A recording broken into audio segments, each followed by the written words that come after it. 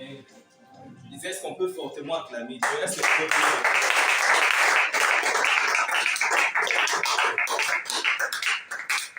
Amen. Avant d'aller plus loin,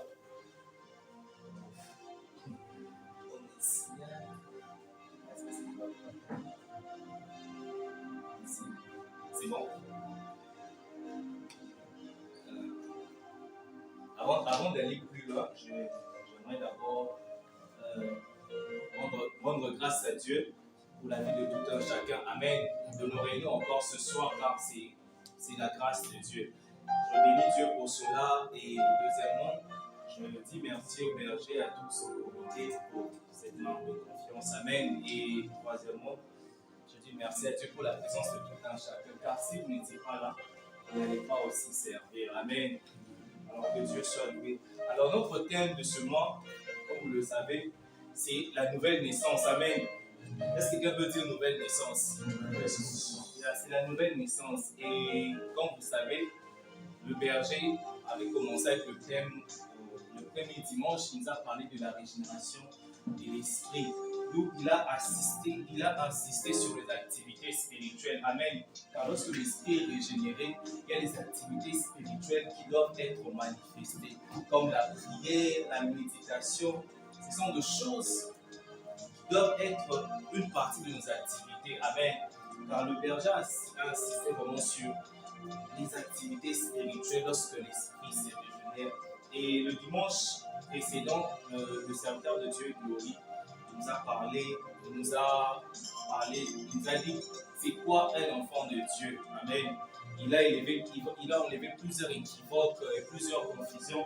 Beaucoup pensaient que être enfant de Dieu, c'est venir à l'église tous les jours, c'est avoir la connaissance. Mais il nous a dit être enfant de Dieu, c'est naître de nouveau. Amen. C'est naître de nouveau. Et ce soir, mon sous-thème de ce soir, c'est le renoncement de soi-même. Amen. Le renoncement de soi-même. Amen. Le thème reste toujours une nouvelle naissance. Alors, on va prendre rapidement nos Bibles. On va lire 3 textes de la Bible.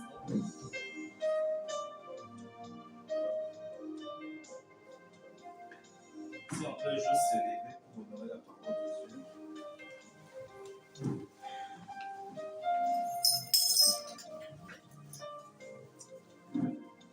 Alors, le premier texte, c'est Jean 3, 1, 12. Jean 3, 1 à 12, je veux lire. Et il y aura de mots, je vais vous dire de répéter, de garder. Ça va nous aider quand on va continuer. Mais il y eut un homme d'entre les pharisiens nommé Nicodème, un chef de juifs, qui vint lui auprès de Jésus de nuit et lui dit: Rabbi, nous savons que tu es un docteur venu de Dieu, car personne ne peut faire ce miracle que tu fais si Dieu n'est avec lui. Jésus lui répondit: en vérité, je te le dis, si un homme ne naît de nouveau, il ne peut voir le royaume de Dieu. Nicodème lui dit: comment un homme peut-il naître quand il est vieux? Peut-il rentrer dans le sein de sa mère et naître? Est-ce qu'on peut répéter? Peut-il rentrer dans les seins de sa mère et naître? Jésus répondit: en vérité, je te le dis, si un homme est né de nouveau et d'esprit, il ne peut entrer dans le royaume de Dieu. Ce qui est né de la chair est chair, et ce qui est né de l'esprit est esprit. Ne t'étonne pas que je t'ai dit, il faut que vous naissiez de nouveau. Est-ce que quelqu'un peut dire, il faut que vous naissiez de nouveau? Bon, on peut s'arrêter au verset 7e. On va prendre le deuxième texte, Jean 1. On va lire Jean 1, le premier verset. Au commencement était la parole, et la parole était avec Dieu, et la parole était Dieu. On va sauter rapidement au 11e. Elle est venue chez le sien, et le sien ne l'ont point reçu. Le elle la remplace la parole de Dieu. Amen. Mais à tous ceux qui l'ont reçu, à ceux qui croient en son nom, elle a donné le pouvoir de devenir enfants de Dieu, lesquels sont nés non du sang, ni de la volonté de la chair, ni de la volonté de l'homme, mais de Dieu. Amen. Le dernier texte, c'est Matthieu 16, 24. Matthieu 16, 24. Alors Jésus dit à ses disciples: si quelqu'un veut venir après moi, qu'il renonce à lui-même, qu'il se charge de sa croix et qu'il me suive. Amen. Est-ce qu'on peut s'asseoir ici?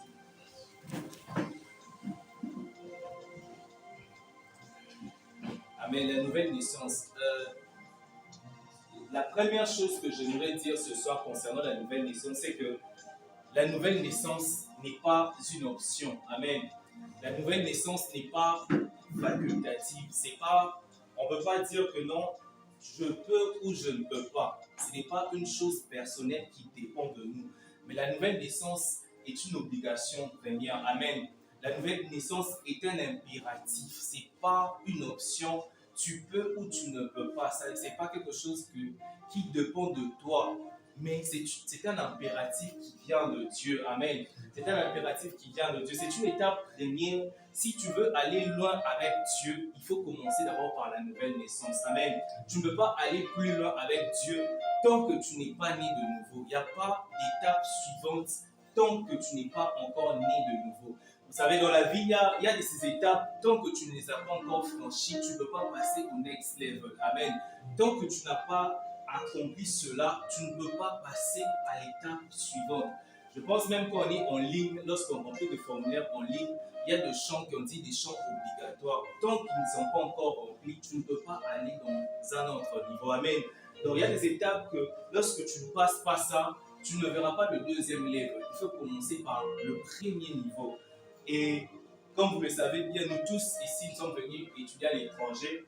Nos parents avaient tous des projets d'études pour nous, mais la première condition était qu'on obtienne un diplôme. Amen. Il faut d'abord obtenir le diplôme afin que ces projets se réalisent. On peut vouloir t'envoyer aux États-Unis, au Canada, mais la première étape, c'est le diplôme. Donc, si ton diplôme traîne, automatiquement, ces projets aussi seront retardés. Amen. Il y a de ces étapes qu'il faut d'abord franchir. Tant que tu n'as pas franchi cela, il n'y a pas de deuxième niveau. Il n'y a pas de next level. Et ceux qui jouent aux jeux, même aux jeux vidéo, ils savent qu'avant d'arriver à un stade donné, il faut d'abord passer le premier stade. Amen. Et dans ce passage, le premier passage que nous avons lu de Jean 1, Jean 3 de 1 à 7, ça nous parle aussi de cela. Parce on parle de Nicodème qui vient de nuit. Amen. Nicodème qui est inscrit, il vient pour s'entretenir avec Dieu, avec Jésus. Je ne pense pas que Nicodème avait sacrifié son temps pour rien. Certainement qu'il avait des choses à s'entretenir avec Christ.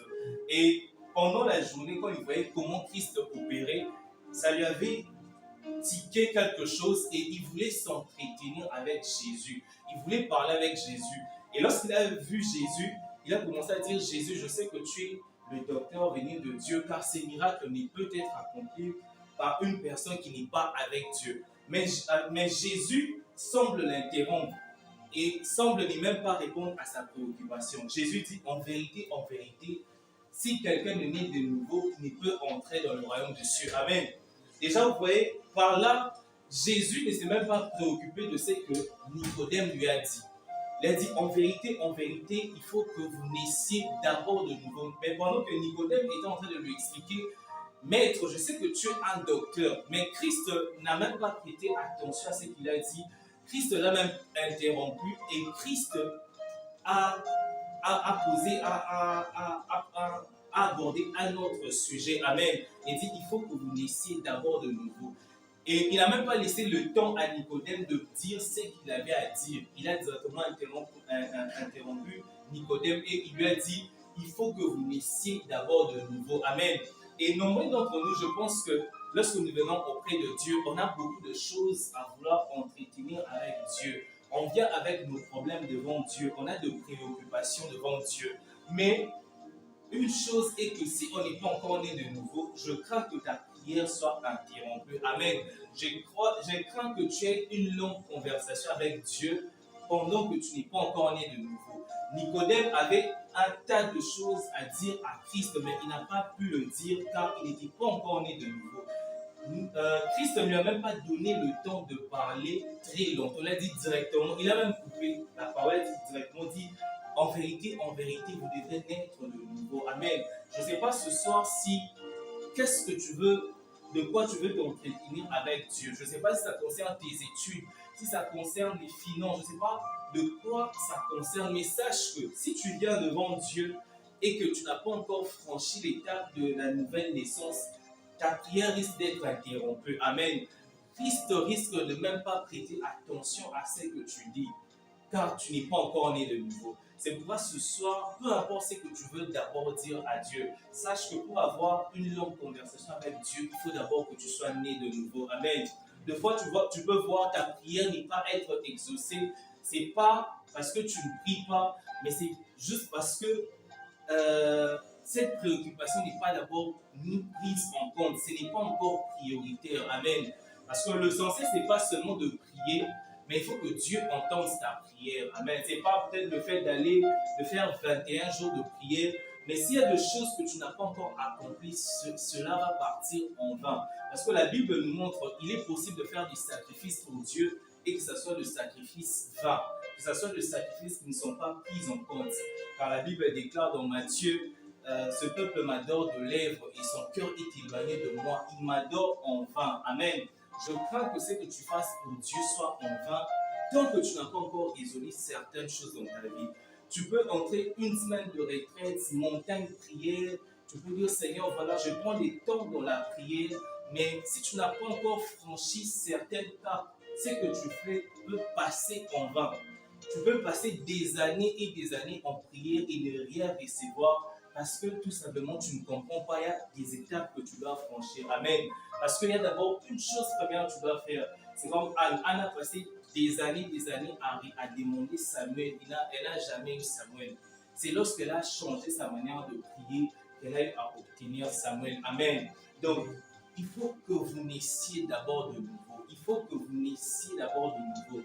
Je ne sais pas quel dossier tu amènes à Jésus ce soir, mais sache que si tu n'es pas encore né de nouveau, tu seras interrompu. Tu seras interrompu et ta préoccupation ne sera pas prise en compte. Tel était le cas de Nicodème ici. Il n'a même pas exprimé ce qu'il devait dire car il n'était pas né de nouveau. Amen. Donc ce soir, peu importe ta prière, rassure-toi quand tu viens devant Dieu que tu es d'abord né de nouveau. Il faut se rassurer de ça. Sinon, tu vas passer juste ton temps en vain. Sinon, ça sera juste un dialogue en vain. Rassure-toi. Nous tous, on peut prier, mais nous savons que c'est seule la prière du juste qui a une efficacité. Amen. Car Dieu n'entend pas la prière de pécheurs. On peut tous prier ici, mais c'est seule la prière du juste qui va agir. Amen. C'est pourquoi, quand on vient vers Dieu, rassurons-nous d'abord que nous sommes en bonne et due forme avec Dieu. Que nous sommes en bonne et due forme avec Dieu. Car il y a des choses qui peuvent interrompre la prière. Les gens montrent la Bible montre déjà, lorsque Christ dit, lorsque tu veux présenter ton offrande et que tu penses que tu as quelque chose contre ton frère, dépose là ton offrande, il va te réconcilier. Amen. Donc le plus important, ce n'est pas seulement de te presser dans la prière, mais c'est la manière dans laquelle tu pries. C'est le tas dans lequel tu es en train de prier. Tu ne peux pas te précipiter dans la prière pendant qu'il y a des choses qui sont dans ton cœur que tu n'as pas encore résolues. Sache que ça sera de moments vains. Sache que ça sera de moments vains. Amen. Alors, c'est quoi la nouvelle naissance? C'est quoi la nouvelle naissance? Qu'est-ce que la nouvelle naissance? Déjà, dans le thème nouvelle naissance, il y a deux mots principaux. Il y a d'une part nouvelle et d'une autre naissance. Amen. Il y a nouvelle et il y a naissance. Alors, j'aimerais parler rapidement concernant le mot nouvelle. Déjà, quand on parle de nouvelle, je pense que nouvelle, tout le monde utilise ça couramment dans sa vie.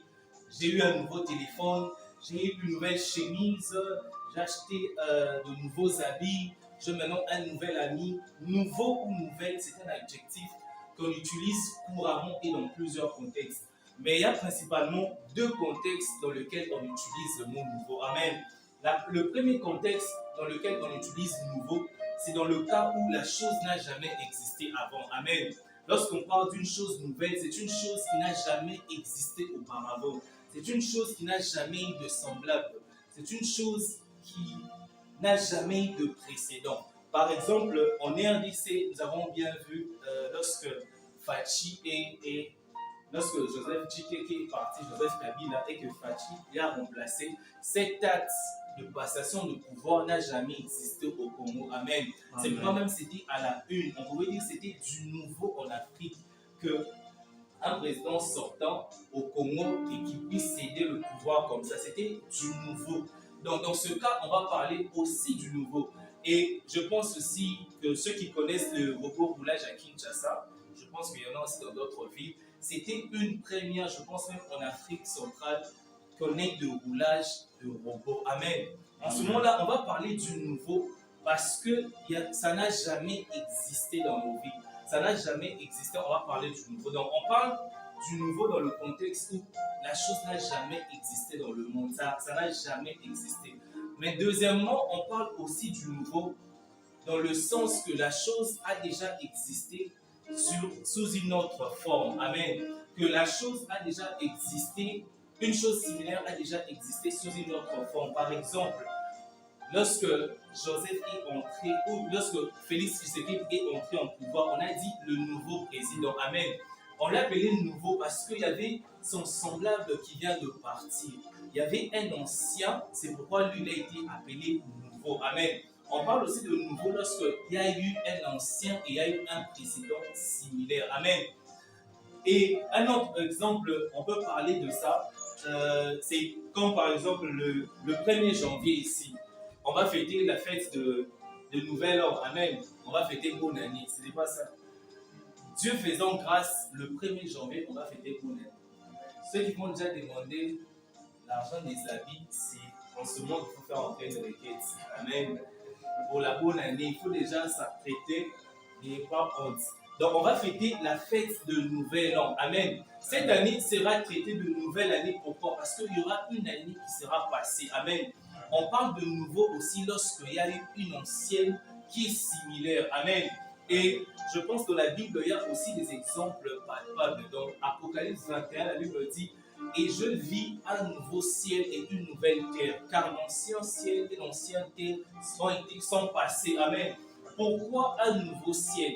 Parce qu'il y avait un ancien ciel. Amen. Et la Bible aussi parle, il dit « Je vis la nouvelle cité, la nouvelle ville qui la nouvelle Jérusalem. » Amen. Pourquoi nouvelle Jérusalem? Parce que Jérusalem existait déjà. Amen. Je ne parle pas du frère Jérusalem, mais Jérusalem existait déjà. Amen. Donc, on a parlé de nouvelle Jérusalem parce que Jérusalem existait déjà. Amen. Donc, on parle aussi de nouveau lorsqu'il y avait un ancien qui est similaire à ce qui est maintenant. Et Christ est considéré comme le nouvel Adam. Amen. Pourquoi nouvel Adam? Parce qu'il est un ancien Adam. Amen. Parce qu'il y avait déjà un homme qui existait. C'est pourquoi Christ, lui, il a été déclaré comme un nouvel Adam. Amen.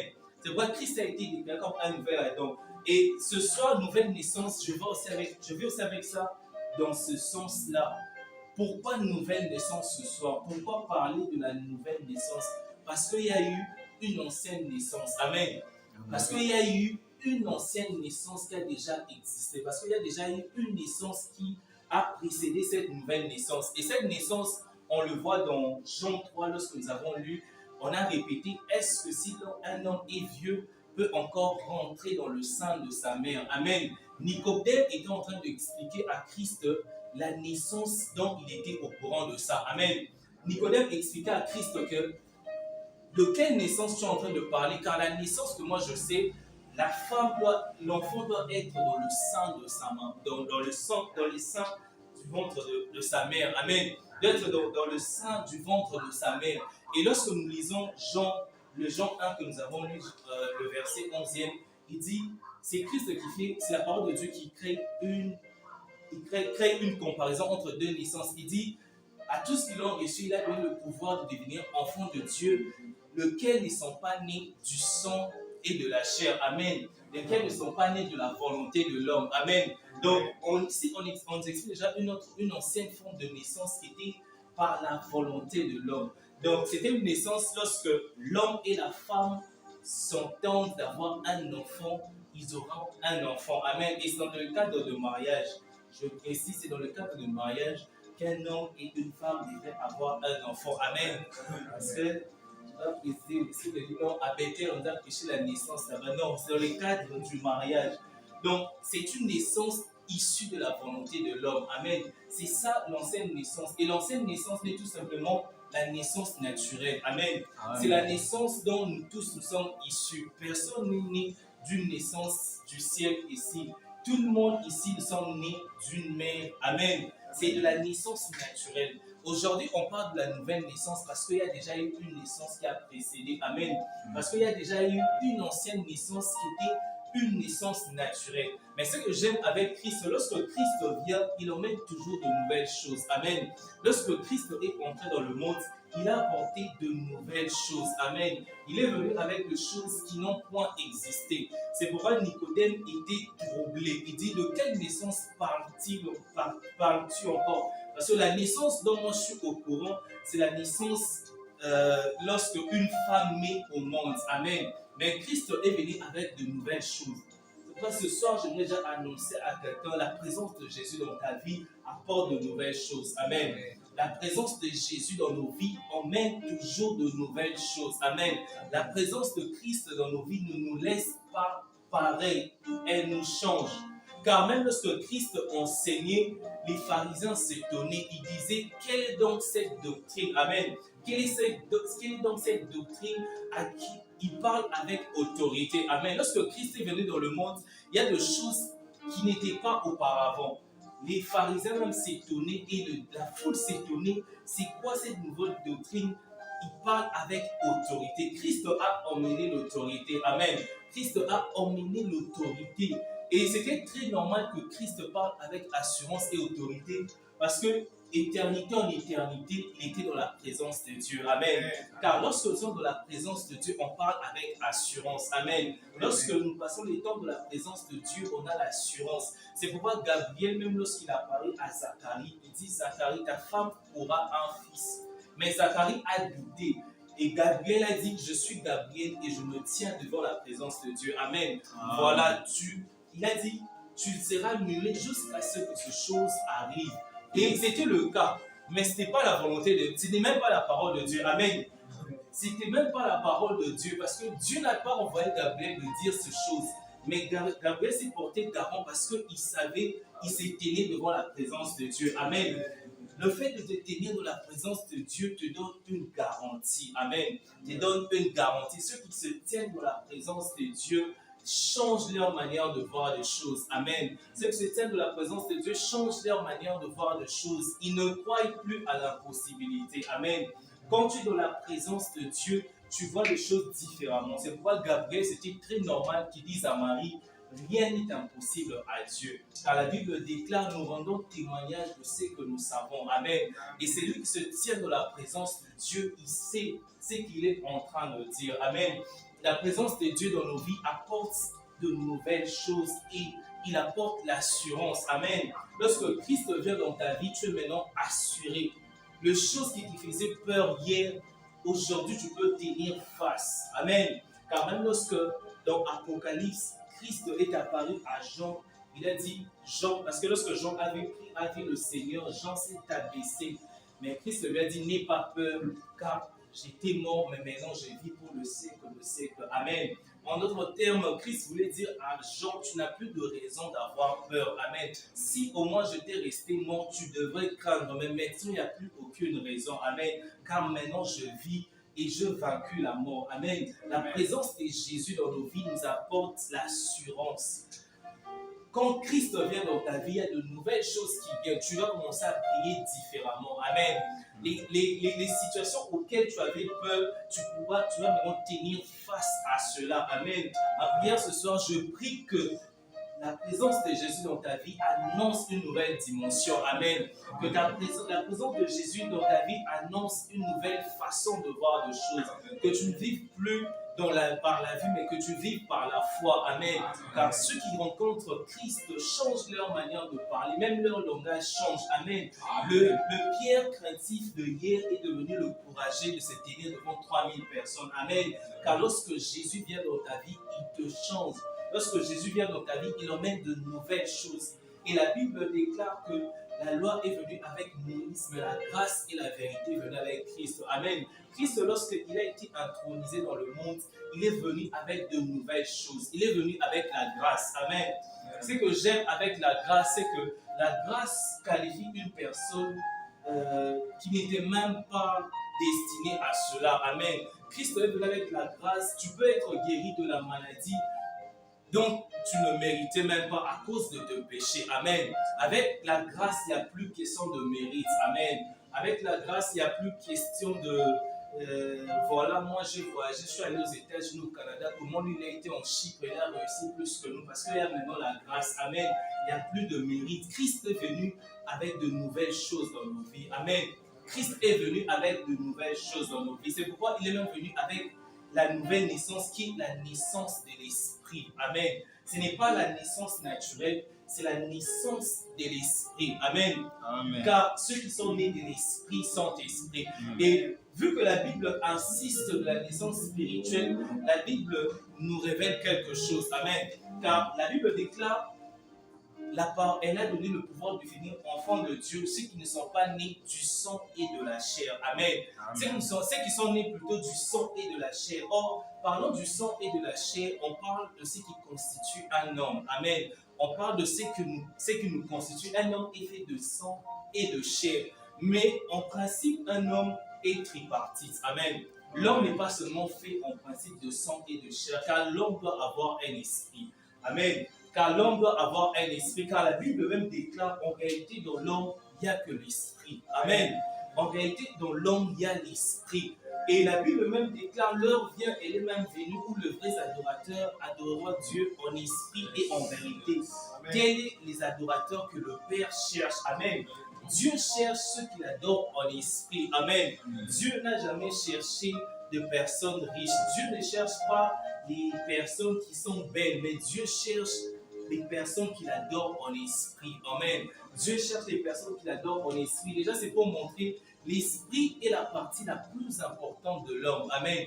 L'esprit est la partie la plus importante de l'homme. Mais le problème, lorsque on est né, la Bible ne fait pas mention de l'esprit. Amen. La Bible ne fait pas mention de l'esprit. Cela nous montre déjà qu'il y a un problème. Amen. Cela montre déjà qu'il y a un problème. Car la Bible dit, ceux qui sont nés de chair et du sang. Donc, on n'est pas né d'esprit. Donc, en d'autres termes, lorsque l'homme est né avec un problème. Amen. En d'autres termes, l'homme est né déformé. Amen. Car la Bible déclare le péché a déformé l'homme. Amen. Lorsque l'homme est né, sa partie spirituelle a été déformée. Amen. Car l'homme, en péchant dans les jardins d'Éden, il s'est séparé de Dieu. Son côté spirituel a eu un problème. Amen. C'est pourquoi la Bible déclare, nous sommes nés seulement du sang et de chair. La partie spirituelle a été déformée. Amen. Car le péché déforme l'homme. J'aimerais déjà dire à quelqu'un, lorsqu'on est naturellement, on est naturellement déformé. Amen. On est naturellement déformé. C'est pourquoi il ne faut jamais se vanter de sa nature, de sa naissance naturelle, car c'est une naissance qui est déformée. Amen. C'est une naissance qui a une malformation. Donc, on est avec la nature du péché en nous. C'est pourquoi, sans même qu'on t'apprenne du mal, le mal est déjà en toi. Il faut seulement que ça se manifeste. Amen. Parce qu'il y a une différence entre le péché au singulier et les péchés au pluriel. Le péché au singulier, c'est juste une nature du péché. Et le péché sont juste les œuvres manifestes du péché. Amen. Donc, tel que nous sommes là, la nature du péché se manifeste de manière différente dans chacun. Amen. Quelqu'un d'autre peut être orgueilleux. C'est pourquoi tu peux voir, il n'y a jamais eu de parfait. Il peut être gentil, il peut être calme, mais il a un côté colérique. Amen. Car il y a toujours une déformation dans l'homme. Il y a d'autres, ils sont colériques, mais ils partagent. Il y a certains, ce sont des égoïstes. Il y a certains, ce sont des menteurs. Amen. C'est comme même les femmes même disent, les hommes sont naturellement infidèles. Amen. C'est pas forcément nous, c'est cette nature déjà qui est dans l'homme. Amen. Et les femmes aussi sont naturellement des menteuses graves. Amen. Donc, déjà, l'homme, lorsqu'il naît, l'homme naît déformé. Amen. Sa partie spirituelle est déformée. Car le spirituel, l'esprit, c'est même la partie divine en l'homme. Amen. L'esprit, c'est la divinité même dans l'homme. Amen. Car même lorsque les hommes commençaient à pécher, Dieu a dit, je ne laisserai pas mon esprit durer pendant longtemps dans le corps de l'homme. Amen. Dieu reprenait que ce qui était à lui. C'est pourquoi lorsque l'esprit quitte ton corps n'a plus de valeur, il doit se détériorer. Amen. Car l'esprit, c'est même la partie divine. C'est le plus important dans l'homme. Donc, quand tu nais sans esprit, sache que tu n'as pas du divin en toi. Le divin en toi est éteint. Amen. Amen. La partie spirituelle là, lorsqu'elle n'est pas née, sache que tu es charnel. C'est pourquoi la nouvelle naissance est venue. Amen. C'est pourquoi Dieu est venu, Jésus-Christ a instauré la nouvelle naissance. C'est que l'esprit qui était mort doit être régénéré. Amen. L'esprit qui était mort, l'esprit qui avait un problème doit être régénéré. Amen. Que cet esprit que le péché a déformé doit être renouvelé. Car une chose avec le nouveau vient toujours avec le fin de perfectionner. Amen. Lorsque on amène quelque chose de nouveau, c'est pour arranger et réparer. Amen. Je sais que vous avez des iPhones, il y a le iPhone 11, 12, 13. Lorsque le 14 sort, c'est toujours pour de fin d'amélioration. Amen. Lorsque une chose nouvelle entre, c'est plus pour améliorer. Et la nouvelle naissance, c'était pour améliorer l'ancienne naissance. Amen. Car l'ancienne naissance a un problème. Amen. Car l'ancienne naissance pêche. Car la Bible déclare tous ont péché et sont quoi? Ils sont privés de la gloire. Amen. L'ancienne naissance est privée de la gloire. Amen. Notre nature ancienne a plusieurs privations. Amen. Tu ne peux pas obtenir certaines choses tant que tu n'es pas né en esprit. Et la Bible même déclare, en vérité, il faut que vous naissiez de nouveau afin que vous entrez dans le royaume des cieux. Amen. Ton ancienne nature est interdite d'entrer dans le royaume des cieux. Amen. Donc c'est pourquoi tu ne peux pas rester conforme dans cette nature, dans cette naissance naturelle, que tu n'es jamais né de nouveau. C'est une naissance qui est vraiment limitée dans le monde des esprits. Amen. Car si ton esprit est éteint, or, Dieu, les bénédictions, on vient même dire, le frère Jonathan qui nous a prêché à propos de bénédictions. Les bénédictions sont communiquées à l'esprit de l'homme d'abord. Amen. Car la Bible déclare, nous sommes bénis par toutes sortes de bénédictions dans le lieu céleste. Amen. Nous sommes bénis par toutes sortes de bénédictions spirituelles. Amen. Ces bénédictions doivent d'abord être connectées à ton esprit. Amen. Et si ton esprit n'est pas encore régénéré, tu ne peux pas toucher à ces bénédictions-là. Amen. C'est pourquoi la Bible déclare, il faut que vous naissiez d'abord de nouveau. Amen. Car il y a de bonnes choses qui viennent après la nouvelle naissance. Amen. Car les bénédictions qui te sont destinées, c'est destiné à ton esprit d'abord. Amen. C'est destiné à ton esprit d'abord. Si tu n'es pas de nouveau, tu ne peux obtenir ces bénédictions-là. Amen. Tu ne peux obtenir ces bénédictions. Tu ne peux obtenir ces bénédictions. La nouvelle naissance est une nouvelle identité. Amen. La nouvelle naissance est une nouvelle identité en Jésus. Car la Bible déclare, elle a donné le pouvoir de devenir qui? Enfant de Dieu. Amen. De changer d'identité. Amen. La parole de Dieu nous permet de changer d'identité et de naître de nouveau. Amen.